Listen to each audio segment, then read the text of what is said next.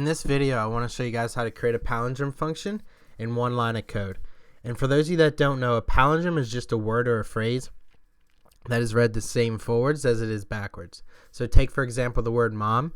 Mom read forwards is mom, but also mom read backwards is mom. So all this is based upon the fact that we can reverse a word in Python using list slicing. So if I was to bring up idle, and we were to have a variable x that contained the string hello, we could print out this string using list slicing with this notation. So the variable x, the opening and closing brackets, and a colon in the middle. If we hit enter, that will print out the word. Now if we wanted to reverse the word, we could use the same notation. However, we could add a step with a second colon, and the step would be -1.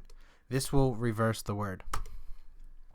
Now given that information, we can create a palindrome checker that takes in any word and evaluates whether it is a palindrome or not and returns true or false depending upon if it was a palindrome.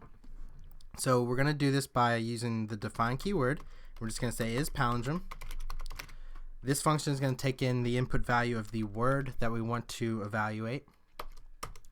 Now what we're going to do is we're going to return true if and only if, so if the reverse of the word is equal to the actual word itself. So if the reverse of the word, just like we did in idle, if the reverse of the word is equal to the original word, however, if this is not true, so else, we're going to return false.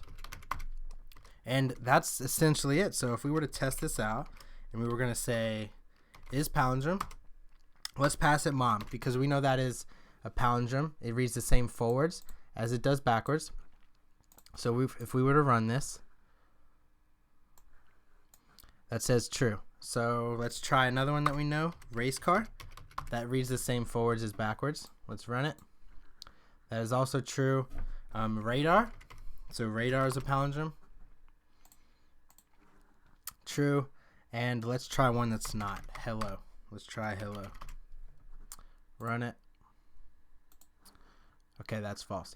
So that's basically it. I'm going to go through this one more time with you just in case you don't understand it. So what this function does is it takes in the input that we pass it here. So this word is now hello. And it returns true only if the reverse of the word is equal to hello. So the reverse of the word is O-L-L-E-H and the original word is H-E-L-L-O. That is false. So what it does is it returns false. And that's basically it. If you learned anything or you thought this was cool, I would appreciate it if you liked, commented, and subscribed. And I will see you guys in future tutorials.